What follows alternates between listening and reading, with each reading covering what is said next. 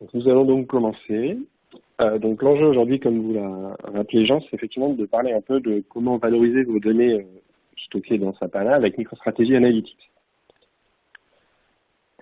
Donc je vais rapidement vous présenter Sensio, qui est le cabinet de conseil. Ensuite, on va parler de HANA dans une vision un petit peu historique et HANA Live, qui est un produit proposé sur la plateforme HANA. Et enfin, je vais ouvrir sur les challenges qui se posent à un client qui a HANA, qui a déjà HANA ou qui va mettre HANA d'un point de vue reporting et analytique. Et je passerai la main à Jean. Donc Sensio, c'est un cabinet de conseil en management organisation DSI qui a été fondé autour de, en 2006, qui fait travailler une quarantaine de consultants, un peu plus de 36 maintenant, qui globalement travaille avec et autour de solutions SAP. Donc, nous avons un partenariat de longue date avec MicroStrategy, donc ça fait 6 ans que nous travaillons avec MicroStrategy. Ce qui nous distingue de nos concurrents, mais néanmoins partenaires, c'est qu'on a une orientation très fortement axée sur la valeur ajoutée. L'enjeu est effectivement d'aider nos clients à proposer des produits, à améliorer leur processus. Pour ce faire, on travaille énormément sur l'innovation, donc avec un pôle R&D et analyse très fort, ce qui nous permet, nous avons un certain nombre de serveurs chez nous qui nous permettent de tester les différentes versions, les différents packages, et qui nous permettent de conseiller à nos clients d'y aller, de ne pas y aller, en tout cas d'avoir une opinion disconnectée du marketing des éditeurs. Et enfin, on a une relation relativement durable avec nos clients. La plupart de nos clients sont clients depuis longtemps. Nos nombreux clients avec qui on travaille depuis 6-7 ans. Le binôme MicroStrategy HANA est assez important pour nous. Nous y croyons beaucoup. Donc, nos équipes sont certifiées HANA. Donc, Sensio et SAP Recognized Expertise, qui est un programme de l'éditeur pour reconnaître les compétences et les références de ses partenaires. Et enfin, l'ensemble de notre équipe MicroStrategy est certifiée avec une double compétence SAP MicroStrategy. D'un point de vue offre, je vais aller assez vite parce que ce n'est pas l'enjeu d'aujourd'hui. On a un pôle conseil, donc j'allais dire un peu l'amont, stratégie, choix d'outils. On a ensuite un pôle delivery qui est découpé entre un pôle Big Data MicroStrategy avec une approche HANA, on va dire, pour ce qui nous intéresse aujourd'hui, HANA agnostique, c'est-à-dire HANA pour autre chose que des applications SAP. On a une approche SAP BI avec BW HANA et BW. On a un pôle ERP-EPM. Et enfin, un pôle IT UX sur lequel on travaille beaucoup sur tout ce qui est Fiori, remise ensemble et webisation de SAP. Et pour finir, on a un pôle Run où on a en fait un centre de services et solutions qui maintient des solutions de nos clients en état de fonctionnement. Un peu plus de 70 clients font confiance à Sensio régulièrement. Sur ces 70 clients, on en a une petite dizaine, un peu moins aujourd'hui, qui sont clients ANA. Et qui se posent des questions effectivement par rapport à la BM, qu'est-ce qu'ils vont mettre au-dessus. Et de même, nous avons un certain nombre de clients qui sont clients MicroStrategy. Notamment, je cite notamment Econocom qui a mis en place HANA Live et MicroStrategy et qui en est ravi, qui a témoigné il y a quelques semaines lors d'un événement, qui a fait un communiqué de presse et qui effectivement apprécie énormément la solution qu'il a en place pour faire son reporting avec HANA Live et MicroStrategy. Je vais maintenant un peu rentrer dans le vif du sujet. Donc, petite présentation de HANA. Alors, ceux qui connaissent très bien HANA vont entendre des choses qu'ils ont déjà entendues, mais ça me paraît important que tout le monde soit au même niveau d'information. Je vais découper ça en deux parties. D'abord, je vais vous parler un peu de ce que c'est HANA et en regardant en fonction de l'historique du produit. Alors, l'histoire est assez courte, mais HANA a beaucoup évolué dans le temps. Et enfin, je vais faire un focus sur HANA Live. Afin de vous expliquer un peu ce que ça fait. Donc HANA, c'est un produit qui est sorti en 2010 avec SAP. C'était d'abord essayé une memory avec un produit qui s'appelait BW Accelerator en 2006, qui était en fait un sidecar où on doublonnait les données de l'infocentre de SAP qui est BW en mémoire pour accélérer les temps de restitution. En 2010, SAP annonce la sortie de HANA. Le marché était, on va dire, relativement sceptique, voire franchement moqueur, parce que c'est pas le métier de SAP d'origine de faire de la base de données. Le principe de HANA, qu'est-ce que c'est? C'est une base totalement en mémoire qui repose sur une base de données en colonne qui utilise les algorithmes d'insert on delta, ce qui permet d'insérer beaucoup plus vite, qui utilise des taux de compression très très forts. Et enfin, comme on est en mémoire, on se débarrasse totalement de toutes les problématiques d'agrégation et de table d'agrégats, puisque, étant donné la puissance de la machine, on peut se permettre de faire du reporting à la volée sur la base des tables les plus détaillées. Sur cette phase 1 2010-2011, SAP communique presque exclusivement sur l'innovation et sur la vitesse. Il faut savoir que HANA permet des accélérations assez franches sur les traitements. Donc à cette époque-là, SAP avait monté des clubs d'utilisateurs sur les premiers utilisateurs, avec le club des 1000, ce qui permettait d'avoir des traitements 1000 fois plus rapides, le club des 10 000 fois plus rapides, et le club des 100 000. Le club des 100 000 étant pas très peuplé, et si vous voulez mon opinion, partait de programmes particulièrement mal optimisés au début. Pour vous donner une idée un peu de la vitesse, le club des 10 000, c'est prendre le numéro 1 du dernier marathon de Paris, et le marathon de Paris réalisé en 0,75 secondes. Donc, ça permet quand même un nouveau paradigme qui est d'imaginer que les traitements longs aujourd'hui deviennent courts, voire quasi instantanés, et donc on peut imaginer, avec cette puissance-là, complexifier les traitements, ajouter plein de paramètres, aller plus loin dans les analyses, plus loin dans la complexité des algorithmes, tout en gardant des temps de réponse et des temps de traitement parfaitement acceptables. Et pendant ça, on peut même imaginer du temps réel sur pas mal d'éléments. À la fin de cette première phase, SAP communique sur la vitesse, c'est formidable, mais le retour des clients, c'est dire, écoutez, c'est instantané, mais moi, mon plan batch sur mon instance BI, effectivement, il dure toute la nuit, mais ça ne me gêne pas plus que ça, parce que je ne suis pas là la nuit. L'idée d'enregistrer une facture client en 0,075 secondes, c'est fantastique, mais ça ne justifie pas l'investissement. J'exclus naturellement certains clients qui avaient des très gros problèmes de volumétrie et de performance. Mais l'immense majorité des clients trouvaient effectivement HANA très bien, mais ne voyaient pas le gain et le ROI pour eux. On est ensuite, SAP a donc, à partir de 2012, pris un tournant dans sa communication et dans son marketing, en disant que HANA, c'était effectivement une base de données très puissante, mais c'était surtout une plateforme applicative. C'est-à-dire que c'est une base de données avec énormément d'éléments embarqués sur cette base, en termes de logiciels, en termes de capacité de traitement, pour pouvoir créer des nouveaux processus, créer des nouveaux produits au sein de l'entreprise. On rentre ici au cœur de la logique Big Data, dont on parle beaucoup ces jours-ci. C'est effectivement, HANA permet d'analyser des données structurées et des données non structurées.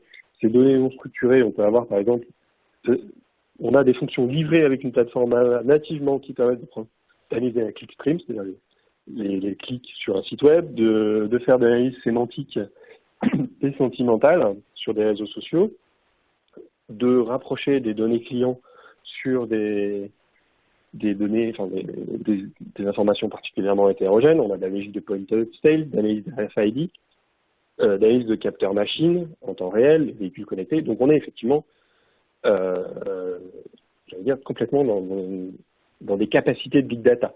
Donc dans les exemples très connus, vous avez par exemple la Mannschaft allemande qui a utilisé HANA pour analyser ses matchs en temps réel et être capable de la part de l'entraîneur de voir combien de mètres avait couru chaque joueur, est-ce qu'ils fatiguaient, est-ce que leur vitesse moyenne baissait ou pas, et d'après la légende, ou en tout cas le marketing de l'éditeur, faire les bons choix, ou en tout cas appuyer ses choix d'entraînement et de remplacement sur la base de données quantifiées et en plus de son instinct d'entraîneur.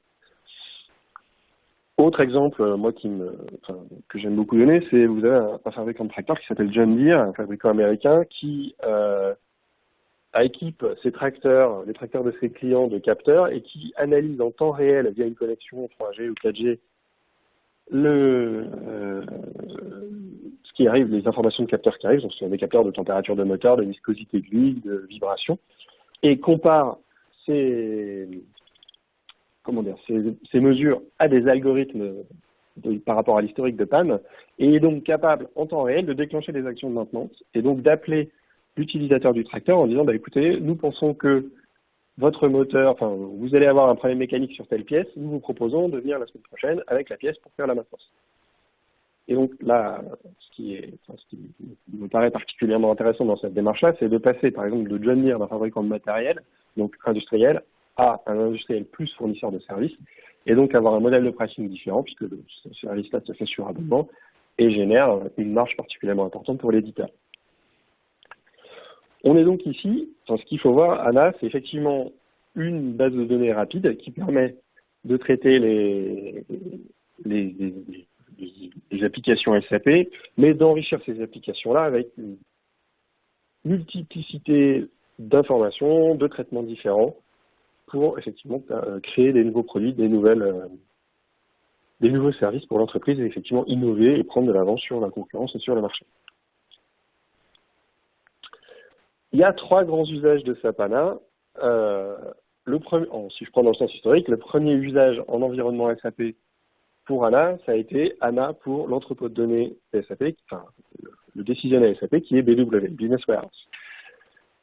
MicroStrategy, ici, est investi très tôt sur BW puisqu'ils sont certifiés pour leur connectivité à BW depuis 2004. Cette certification reste valable et est toujours valable, effectivement, et a été validée pour BW sur ANA. Elle se fait via une connexion NDX, en utilisant le NDX. La deuxième utilisation de ANA pour l'environnement SAP, c'est la Business Suite en ANA. La Business Suite, c'est quoi? C'est l'ERP, ECC, mais c'est aussi le CRM et, j'allais dire, l'ensemble des applications SAP qui sont progressivement portées, ou pratiquement déjà toutes portées sur la base ANA. Cette Business Suite en ANA, MicroStrategy s'est fait certifier en 2013, cette fois sur une connexion SQL. C'est-à-dire que MicroStrategy va se connecter directement sur les tables, sur le schéma de données, ce qui permet d'avoir effectivement une lecture temps réel des données. Le dernier usage, c'est le SAP ANA agnostique, c'est ANA comme une base de données pour des données pas nécessairement non SAP, pour n'importe quelle typologie d'application. Et la certification ANA, l'intégration de MicroStrategy avec ANA est aussi valable sur la partie SQL. Un des grands sujets, je suis consultant BI à l'origine, un des grands sujets qu'on a toujours eu avec nos clients avant l'arrivée d'une memory, c'était la problématique du reporting opérationnel, puisqu'effectivement, il fallait arbitrer entre, d'un côté, la vitesse de restitution, vitesse de mise à jour des données, et la granularité de l'information. Globalement, si on voulait avoir du reporting relativement rapide, il fallait travailler sur des agrégats, travailler sur un entrepôt de données à côté de l'ERP. Ces agrégats ne permettaient pas de descendre à la ligne de détail, ou en tout cas pas dans des bonnes conditions d'analyse. Et surtout, ces systèmes d'entrepôt de données imposaient un décalage dans le temps, c'est-à-dire une mise à jour en batch. Alors, dans la plupart des cas, un batch quotidien, parfois un batch à midi et la nuit, mais en tout cas, on n'était pas dans le temps réel. Ce besoin de temps réel est dans la plupart des cas de mise à jour nocturne est dans la plupart des cas suffisant, mais vous le savez tous dans votre quotidien d'entreprise, il y a des phases où le temps réel devient particulièrement important, je pense notamment aux clôtures comptables, aux phases de crise, où si on est capable de réagir sur des données plus fraîches, on prendra une bien meilleure décision. Et c'est ici qu'avec ANA et la puissance de ANA, SAP propose un produit qui nous semble assez intéressant, qui s'appelle AnaLive. AnaLive, c'est quoi? C'est un contenu standard, donc un package de vues sur les tables CC. Et AnaLive, effectivement disponible uniquement pour SAP ANA, tire parti de la puissance de calcul de ANA, donc cette capacité d'agrégation à la volée, pour délivrer des reports agrégés, mais qui partent directement de la donnée la plus détaillée. Qu'est-ce que ça veut dire? Ça veut dire qu'on fait du reporting en temps réel. Donc, dès qu'une pièce comptable est saisie, elle est disponible dans le reporting. L'impact de cette pièce comptable sur le compte de résultat est disponible effectivement instantanément. Et ensuite, on ne passe pas par un entrepôt de données. Donc, on évite de dupliquer inutilement la donnée. Et on sait que dupliquer la donnée, c'est de la perte de temps et de la perte d'argent. C'est souvent un data warehouse en plus, donc un serveur, c'est du disque, c'est de la maintenance, c'est de la surveillance, c'est des plans batch à surveiller de manière quotidienne. AnaLive, aujourd'hui, vous avez 2 architectures possibles. La première, on va dire la plus facile à mettre en œuvre pour la plupart des clients, c'est ce qu'on appelle l'architecture sidecar. Vous ne touchez pas à la base de données qui est sous votre business suite SAP, donc vous avez du Oracle, du Microsoft SQL, du DB2, peu importe la base de données, vous gardez cette base de données et vous installez à côté de votre serveur ECC, votre serveur Business Suite, une plateforme ANA que l'on va connecter et sur laquelle on va répliquer les données qui nous intéressent en temps réel via un processus qui s'appelle le Real Time Replication, donc dit SLT, qui permet effectivement d'avoir au fil de l'eau, dès qu'une pièce est créée, dès qu'un objet est créé sur SAP, la même pièce est dupliquée sur votre plateforme ANA. Donc effectivement, on est en temps réel plus une seconde, on va dire, mais un temps très court. Et ensuite, on va connecter des outils de reporting, donc MicroStrategy, au-dessus de cette plateforme ANA Sidecar et faire son reporting. On est ici dans la logique qui est chère à l'éditeur, enfin que l'éditeur allemand met bien en avant, qui est le Innovation Without Disruption. C'est ce qu'a mis en place notre client Econocom, et ça permet d'avoir des projets très courts, parce qu'Econocom, par exemple, a fait son projet de A à Z en 3 mois. Donc 3 mois plus tard, il a mis en place du temps réel sur la plupart de leurs fonctions back-office. La deuxième architecture, c'est si vous êtes déjà ou si vous allez avoir migré votre base de données de RP, de CC ou de la Business Suite sur ANA, alors vous pouvez installer ANA Live directement sur votre machine ANA sans faire appel à une seconde machine. Et ici, on n'a pas de problématique de réplication puisque vous allez lire les données là même. Vous allez partager les tables de l'ERP, vont être partagées pour le reporting. ANA Live est disponible aujourd'hui avec un certain nombre de vues métiers, donc qui sont réparties sur tous les grands modules SAP. On en a par exemple 108 à SAP, il y en a un peu plus parce qu'il y a un package qui est sorti dernièrement. Globalement, l'essentiel des fonctions métiers de SAP sont couvertes par ANA Live. Pour vous montrer rapidement, alors pour les plus techniciens d'entre vous, qu'est-ce que c'est ANA Live? C'est effectivement des vues qui reprennent les tables standards SAP. Et ces tables standards sont ensuite agrégées dans des vues. Par exemple, on voit la vue pays au-dessus avec la table des pays, la table des textes pays. Donc, on a un objet pays qui ensuite est agrégé sur la société et ainsi de suite. De manière à ce que vous ayez, ici on est sur le modèle General Ledger, le New Ledger. On a une vue ANA Live qui permet d'analyser le New Ledger en temps réel. Qu'est-ce que permet de faire ANA Live? Si on parle d'un point de vue finance, notre client Econocom a mis en place la finance, c'était le bilan et le compte de résultats en temps réel. L'intérêt, il est quoi? Je vous en parlais tout à l'heure. En phase de clôture, ça permet aux comptables, aux DAF, de regarder où on en est, ce qui est saisi, ce qui n'est pas saisi, où en est le chiffre, et de réagir par rapport à une éventuelle anomalie de saisie ou une éventuelle anomalie de manière très rapide, de ne pas avoir à attendre le lendemain pour pouvoir effectivement réagir et corriger les éventuels problèmes ou rectifier le tir. D'un point de vue vente, on peut imaginer un suivi du chiffre d'affaires en temps réel. On peut imaginer de regarder le montant des factures non éligibles en regardant les livraisons non facturées. On peut imaginer un taux de transformation de devis en temps réel, des topics clients articles mis à jour sur une maille très courte. Sur de la logistique, on peut regarder par exemple où en est la production par rapport au plan dès que les productions sont déclarées. On peut imaginer une flexibilité beaucoup plus forte lorsqu'on a ANA sur adapter le plan de charge des équipes par rapport aux réceptions prévues, l'avancement des réceptions par rapport au plan. Si beaucoup de camions ne sont pas arrivés, par exemple, sur un quai de chargement, on peut imaginer renforcer l'équipe l'après-midi parce qu'on sait qu'on en aura plus. On peut regarder la valorisation du stock en temps réel, ainsi de suite. Enfin, on peut imaginer tous les reports opérationnels que vous faites aujourd'hui, soit sur votre CC avec une institution pas fantastique, soit sur le reporting opérationnel de votre service BI peut être remis en temps réel sur ANA Live. Alors attention, ANA Live ne remplace pas l'infocentre, il le complète. ANA Live, c'est du reporting opérationnel sur des données essentiellement monosources. Vous êtes sur votre CC. Vous n'avez pas d'historisation des données. D'ailleurs, il faut savoir que les données archivées dans votre Business Suite ne sont plus disponibles dans ANA Live. Et on est sur des vues standards qu'on peut améliorer, mais sur lesquelles on ne fait pas de transformation énorme. Et W, avec ANA Live, effectivement, on retourne sur la fonction BI qui aurait dû être la sienne depuis le début, à savoir reporting stratégique et tactique, historisation des données, transformation, consolidation. Avant de passer la main à Jean, juste pour ouvrir un peu, une fois que vous avez une solution ECC ANA ou un ANA Live, la question qui se pose, c'est quel challenge, qu'est-ce qu'il faut? Vous avez des données, vous avez accès aux données en temps réel, vous avez des tables brutes mises à jour en temps réel. Il est intéressant pour exploiter cette puissance L'enjeu, c'est d'avoir des réponses plus inspirées. Alors, c'est le fameux insight des anglo-saxons, c'est-à-dire être capable de prendre des bonnes décisions, avoir des réponses plus précises et plus rapides. Et il nous semble, pour nous, l'offre MicroStrategy est particulièrement intéressante parce que sur un même outil, vous allez être capable de consommer la BI dans toute sa variété. Donc, je parle de reporting opérationnel, des tableaux de bord, l'exploration visuelle, des systèmes d'alerting, d'analyse libre. Enfin, j'en vous ferai le détail. Mais cette plateforme unique vous permet, via la connexion certifiée à ANA, d'explorer totalement et d'exploiter totalement la puissance d'ANA et la puissance d'ANA et d'ANA. Donc je vais donc passer la main à Jean maintenant.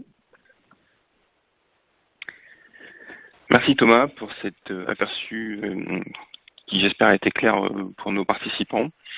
Comme l'a dit Thomas, MicroStrategy, SAP, c'est une histoire qui dure, plus d'une dizaine d'années maintenant.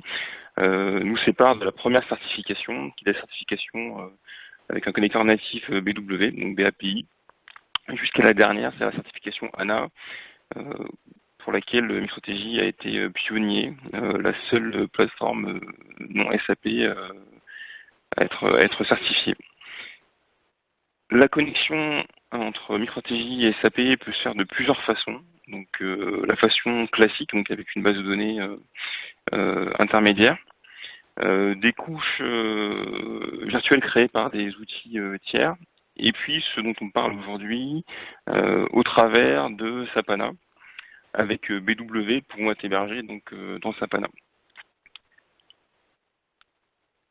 Si on regarde un peu dans le temps ce qui s'est passé ces dernières années, donc en 2012, les premiers tests de connectivité ont été faits. La certification est arrivée fin 2012.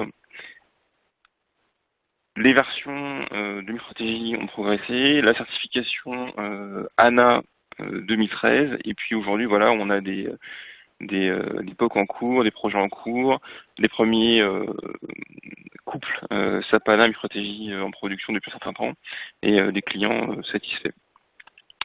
Alors, pour rappeler l'architecture MicroStrategy applicative, aujourd'hui, pour ce qui nous intéresse, donc, on se connecte à SAP ANA, avec ou pas BW hébergé dans SAP ANA, on se connecte directement à BW et puis évidemment à toutes les autres sources non SAP qui nous intéressent moins aujourd'hui. Ces connexions vont permettre de manipuler les données pour servir 7 styles de BI au sein de notre plateforme analytique qui vont du reporting opérationnel au transactionnel à la simulation, en passant par le dashboarding interactif qu'on connaît bien, l'exploration visuelle, un peu plus graphique, tout ce qui est analyse multidimensionnelle, les fonctionnalités de push via les systèmes d'alerte, et puis tout ce qui est data mining et statistique. Ces usages vont s'effectuer au travers des navigateurs web, également au travers de la suite MS Office pour laquelle nous avons un add-in. Vous allez pouvoir directement créer un PowerPoint qui intègre des visualisations et le rafraîchir automatiquement directement depuis PowerPoint ou depuis Excel par exemple. Vous pouvez également accéder à vos rapports depuis des devices mobiles et puis via du mail ou du serveur FTP avec les fonctionnalités push. Alors concrètement, se connecter à MicroStrategy, MicroStrategy à SAP ANA, ça se passe comment? Et bien, en réalité, ça se passe comme n'importe quelle autre source de données. Et là, je m'adresse notamment aux participants qui sont déjà clients. Eh bien, il suffit d'installer le driver SAP ANA et puis de définir une connexion en sélectionnant SAP ANA, tout simplement. Ce qui se passera, c'est que MicroStrategy va interpréter donc les vues dématérialisées de SAP ANA, qui est l'un des concepts majeurs introduits par cette technologie, comme des tables standards qui vont pouvoir être manipulées comme les tables de n'importe quelle autre base de données. Tout ce qui est paramètres sur ces vues vont être importés, interprétés comme des invites de commande dans MicroStrategy et on va pouvoir ainsi utiliser des fonctionnalités qui vont être traduites comme s'il s'agissait d'une base de données classique. Cela se fait donc en 4 étapes. Donc la première, effectivement, c'est de se connecter. La deuxième, c'est d'importer la structure logique des tables. via le Warehouse Catalog de MicroStrategy. On va définir la couche sémantique, donc on va créer une vue entre guillemets abstraite de nos données. Et puis on va construire les rapports et les dashboards comme on le ferait d'habitude. Alors, ces rapports et ces dashboards ressemblent à quoi? Eh bien, c'est ce que je vais vous montrer maintenant en partageant avec vous une démonstration rapide. Ce que vous avez sous les yeux est le navigateur Firefox qui affiche ici une petite page d'accueil qui en réalité est un rapport MicroStrategy et qui va me permettre de vous montrer quelques-uns des styles de BI que nous faisons. Celui par lequel je vais commencer, le reporting opérationnel qui était dans le schéma tout à gauche, c'est la BI à l'ancienne, telle qu'on la connaît. On va pouvoir afficher des lignes de facturation, des choses paginées qu'on pourra exporter en PDF facilement. C'est du pixel perfect. On peut en faire des choses qui sont imprimables, diffusables. Alors ici, vous avez un PDF qui fait 250 pages et qui est édité en quelques minutes. Paginé, on va pouvoir regarder l'évolution du chiffre d'affaires sur différentes villes dans différentes régions. Le tout de manière très structurée. Voilà. Ça permet de faire d'éditer des factures, d'éditer des états financiers. Voilà. C'est le reporting opérationnel à l'ancienne. L'étape d'après, qui est aussi une étape maîtrisée, c'est le dashboarding interactif, où là, on va aller un peu plus loin que de la simple page A4. On va pouvoir interagir avec le rapport et voir ici que par exemple, global se décline en différents indicateurs, certains étant positifs, d'autres pas très bons. Voilà, on peut voir des découpages par région, et puis la souris va nous donner des informations. On s'aperçoit que la satisfaction client, même s'il est meilleur que l'an dernier à 90% contre 84%, n'est quand même pas à la cible. Et je vais pouvoir interagir avec mon rapport, cliquer et naviguer, ici dans un second onglet, où je peux constater que en fonction de mes régions, eh bien, j'en ai qui se portent bien et d'autres qui se portent beaucoup moins bien. Comme ici, on voit que Aquitaine et PACA, la variation du chiffre d'affaires par rapport à l'année dernière n'est vraiment pas bonne. Et puis quand je clique, vous voyez que la carte en bas se met à jour et je peux cibler et analyser. Je vois que pour Avignon, l'évolution du résultat par rapport entre 2012 et 2013 est vraiment très très mauvaise. Ce que me confirme ici voilà cette visualisation. Donc on a une gamme de visualisation qui est très étendue et qui permet effectivement à l'utilisateur d'interagir avec le rapport. Ce qui se passe en général quand l'utilisateur voit ça, c'est qu'une fois qu'il a constaté que ça n'allait pas, eh ben, il voudrait bien savoir pourquoi. Et c'est là qu'on va quitter le style dashboard interactif pour aller vers le style exploration visuelle, où là on va pouvoir interagir beaucoup plus en profondeur avec les données et répondre à nos questions à la volée. Donc là, on retrouve mes différentes catégories, donc électronique, livre, mais j'ai des panneaux à gauche où je retrouve mes objets, mes différents indicateurs, donc le résultat de l'année d'avant, mes axes d'analyse, donc l'année, la catégorie, le produit, et je vais pouvoir répondre aux questions que je me pose directement par glisser-déposer des objets. Donc ici, la question que je me pose, c'est pourquoi est-ce que ça ne va pas à Avignon et en PACA. Donc je vais dupliquer cette visualisation et puis je vais la modifier. Donc là je vais afficher ma librairie de visualisation. On voit que j'ai énormément de choses pour sélectionner un histogramme. Et puis je vais afficher donc le résultat de l'année d'avant pour mes catégories.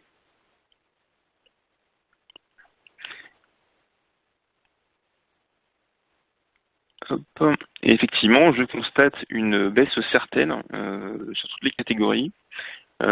Notamment, je peux par exemple regarder ici musique, comment ça se comporte, driller.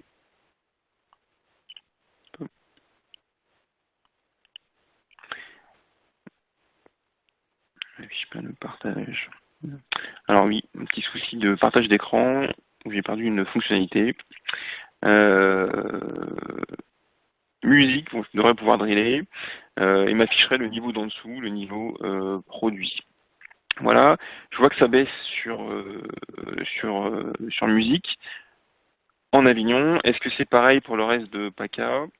Alors non, c'est pas le cas. Et puis quand je regarde l'intégralité de la France, je vois que ça se passe quand même plutôt bien. Donc j'ai vraiment un souci à Avignon. Il faudrait voir voilà, si j'étais un magasin de loisirs, ce qui se passerait, est-ce que j'aurais pas des mesures à prendre? Tout à l'heure, j'ai constaté que la satisfaction client n'était pas très très bonne. Je peux regarder s'il y a une corrélation, par exemple, entre la satisfaction client et, euh, et mes ventes. Donc, je vais dupliquer à nouveau la visualisation, je vais déplacer celle-ci ici, voilà, donc tout se fait en glisser déposer, et l'interface réagit immédiatement. Je vais la modifier, je vais prendre cette fois un histogramme horizontal, et puis je vais regarder ici par région, hop, par ville, alors plutôt les villes, les régions au-dessus des villes, je vais regarder mon résultat, hop,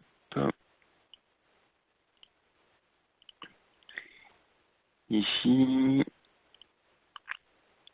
et puis je vais plutôt colorer par satisfaction client. Et je me rends compte qu'effectivement, eh bien, là où ma satisfaction client est basse, c'est-à-dire les barres en rouge, mon résultat aussi ne se porte pas très bien. Inversement, là où euh, la satisfaction est forte, mon résultat est également très fort. Donc là, ça permet de répondre au fur et à mesure des questions. Qu'est-ce qui a un impact sur quoi? Où y a-t-il corrélation? Et là, ce qui va m'intéresser, c'est justement m'intéresser à mes clients. Et puis, je vais copier cette visualisation dans un nouveau panneau. Voilà, et je vais pouvoir, au jeu de données qui est relatif à mes ventes, ajouter un jeu de données relatif à mes clients. Hop, pour voir un peu le comportement d'achat, comment cela se déroule. Donc j'ajoute maintenant une visualisation. Voilà, et je vais prendre un graphique à bulles, et je vais lui demander de m'afficher donc plutôt le résultat. Voilà, et je veux voir comment mes clients se comportent. Alors ici, je vois que j'ai effectivement des clients qui achètent plus ou moins par rapport à l'année d'avant, un résultat qui évolue. L'idée ici, c'est de pouvoir segmenter ma population, et donc je vais utiliser une fonction embarquée de segmentation,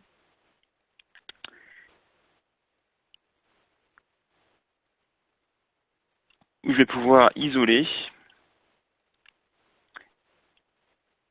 4 segments dans ma population. Hop, je fais un petit peu.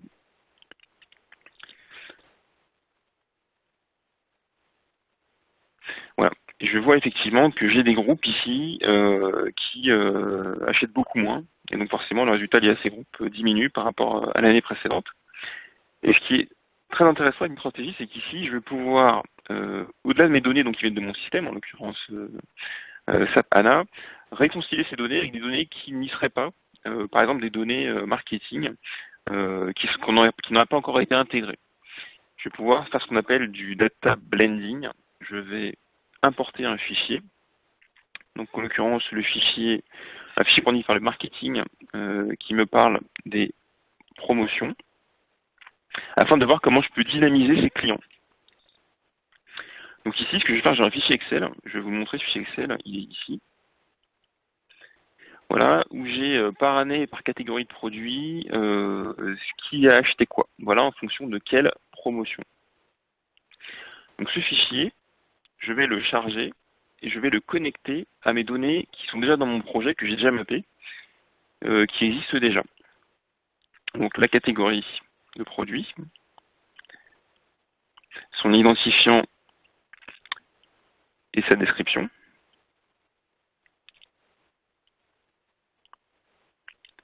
Le produit lui-même.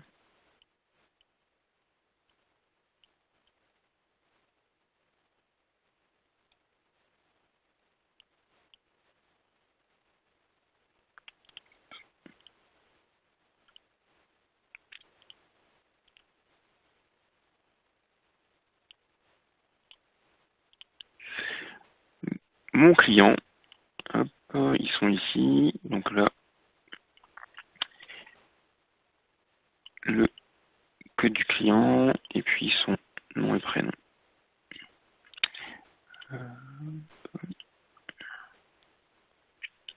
Voilà, qui correspondent à sa description. Et puis, je vais choisir de ne pas importer cette colonne qui ne me sert à rien. Voilà, hop. Je continue, je l'enregistre. Et là, il va charger ce fichier Excel en mémoire dans le serveur décisionnel. Et je vais pouvoir lier mes données les unes avec les autres.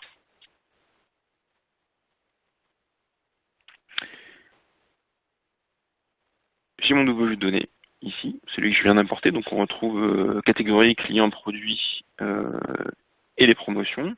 Et je vais créer une nouvelle visualisation avec ce jeu de données que je vais positionner en dessous. Hop.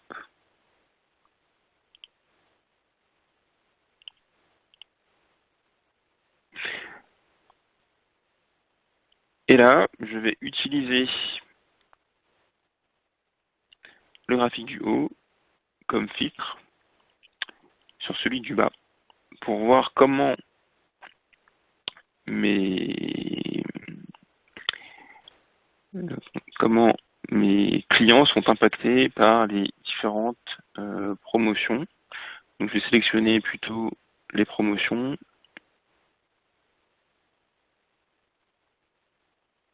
Hop, par promotion. On va regarder plutôt les unités vendues. Voilà, et puis je vais sélectionner le groupe que je souhaite dynamiser qui est ici. Et je vois que ce groupe est très sensible aux coupons email, notamment l'an dernier, donc c'est une bonne façon de dynamiser ce groupe.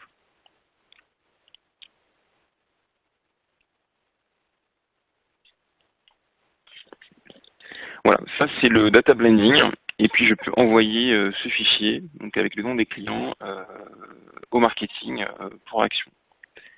Voilà. Cette interface permet de faire beaucoup de choses. Un petit exemple, et je terminerai là-dessus, sur les fonctionnalités de cartographie, où là vous avez un exemple qui montre Paris, et en l'occurrence, chacun des points que vous avez là, c'est un fichier Excel qui a été chargé qui contenait la latitude et la longitude des cafés parisiens où le café est à 1 euro au comptoir. Voilà, ça c'est le style exploration visuelle.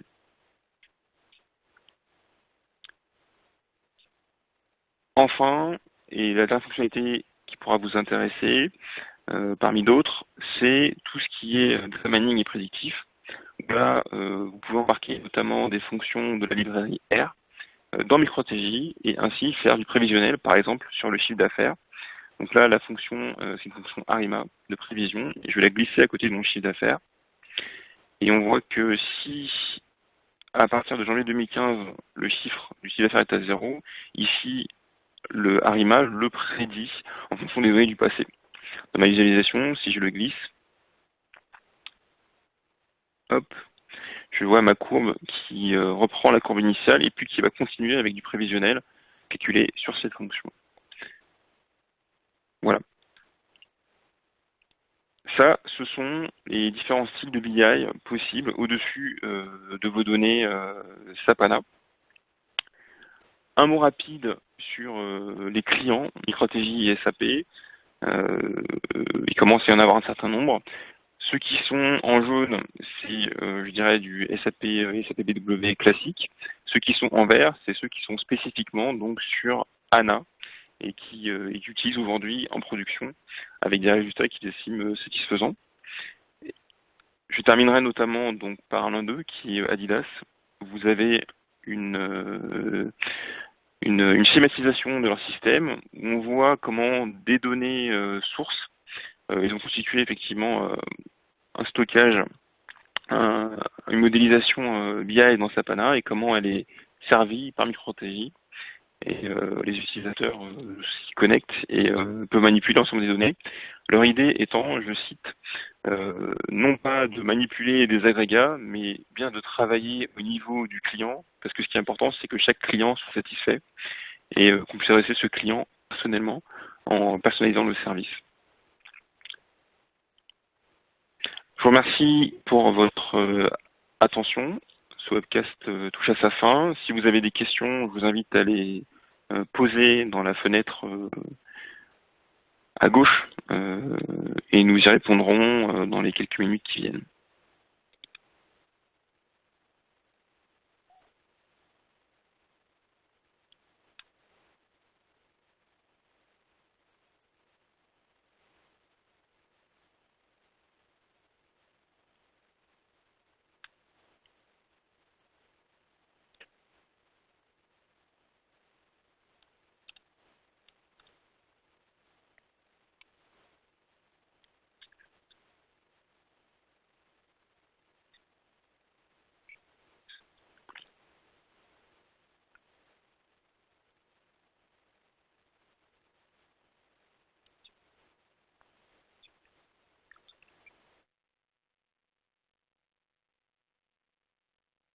Alors, j'ai une question de Monsieur Hua qui demande si l'import des fonctions R est disponible dans toutes les versions de Stratégie à partir de la version 9.4, donc 9.4x, que cet import est disponible.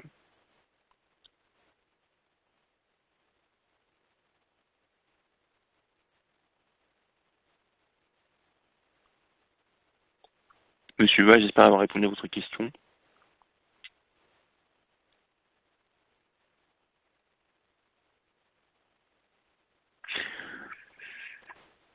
Oui, tant mieux. Dans tous les cas, voilà, si jamais à l'issue de ce webcast vous avez d'autres questions, n'hésitez pas à nous contacter.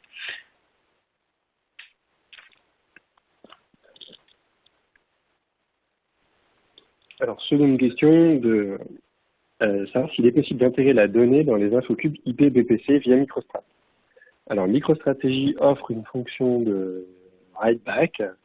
Alors, cependant, nous, notre préconisation, c'est d'écrire dans une table et ensuite de le charger à la volée en temps réel dans les cubes, sachant que l'intégration avec les programmes IP BPC nous semble, on rentre dans du très spécifique et donc nous sommes peut-être un peu compliqué à maintenir.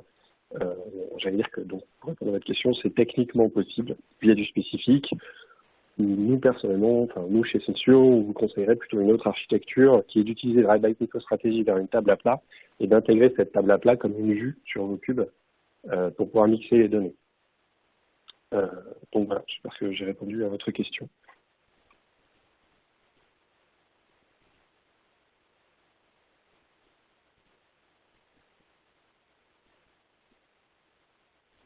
C'était la réponse à la question posée.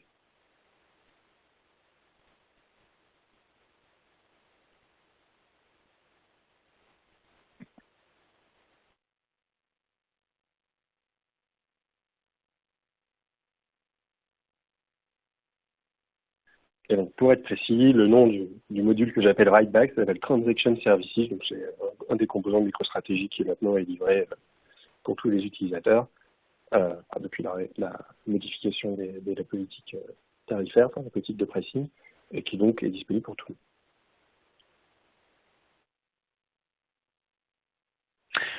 Je pense que nous avons fait le tour des questions. Je terminerai ce webcast juste par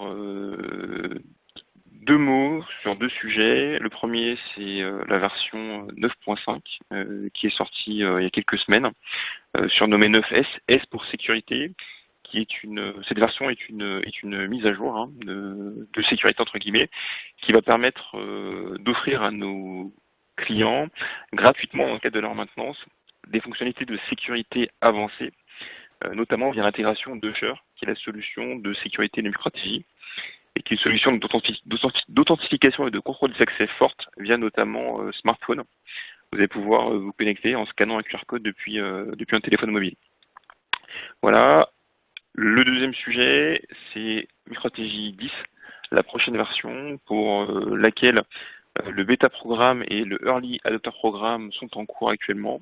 Donc cela s'adresse à nos clients. Si vous avez des cas d'usage spécifiques et des fonctionnalités qui pourraient vous intéresser dans la prochaine version, vous pouvez contacter votre interlocuteur commercial et vous inscrire pour ce programme qui vous permettra d'être assisté pour installer et déployer en avant-première la future version.